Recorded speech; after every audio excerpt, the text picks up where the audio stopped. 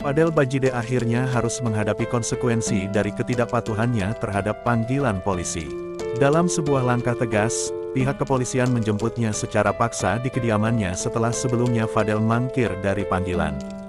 Kejadian ini membuatnya terperangkap dalam situasi yang tidak pernah ia bayangkan, terutama ketika ia harus berhadapan dengan sosok publik yang dikenal, Nikita Mirzani. Fadel, yang sebelumnya mengajukan berbagai alasan melalui pengacaranya, Rasman Arif Nasution, tidak menyangka jika masalahnya akan berujung pada penjemputan paksa. Rasman menjelaskan kepada media bahwa kliennya menghadapi berbagai komentar buruk dari masyarakat, yang semakin memperburuk situasi.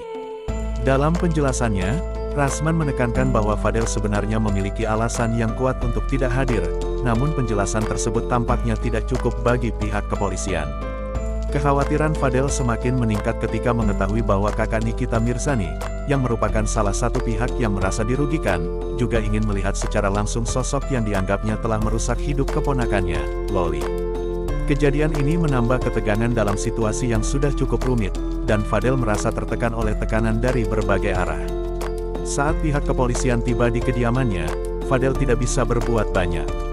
Ia hanya bisa pasrah ketika petugas menjelaskan bahwa ia harus mengikuti prosedur hukum yang berlaku. Momen tersebut terasa berat bagi Fadel, yang sebelumnya mungkin merasa dirinya berada di pihak yang benar. Namun, kenyataan saat ini menunjukkan bahwa hukum memiliki cara tersendiri untuk menegakkan keadilan. Rasman Arif Nasution, sebagai kuasa hukum Fadel, menunjukkan ketidakpuasan terhadap perlakuan yang diterima kliennya. Ia merasa bahwa penjemputan paksa ini tidak sesuai dengan prinsip keadilan yang seharusnya dijunjung. Rasman menekankan bahwa Fadel seharusnya diberikan kesempatan untuk menjelaskan situasinya dengan lebih baik tanpa harus mengalami tekanan yang berlebihan. Media pun meliput kejadian ini secara intens, mengundang berbagai reaksi dari publik.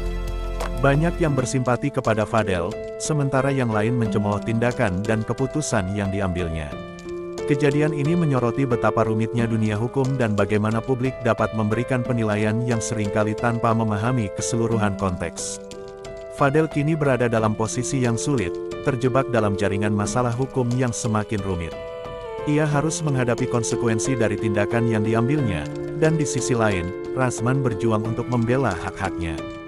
Dalam perjalanan ini, akan ada banyak pertanyaan yang perlu dijawab dan kemungkinan besar, Fadel harus siap menghadapi segala kemungkinan, baik itu dalam bentuk tuduhan, proses hukum, maupun tekanan dari publik. Sementara itu, perhatian media dan publik semakin tertuju kepada kasus ini, dan setiap langkah yang diambil oleh pihak-pihak terkait akan menjadi sorotan.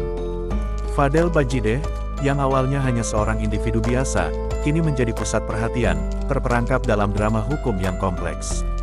Apakah ia akan mampu membuktikan ketidakbersalahannya? Atau apakah semua ini hanya akan berujung pada sebuah pelajaran pahit yang harus dihadapi? Kita tunggu perkembangan selanjutnya.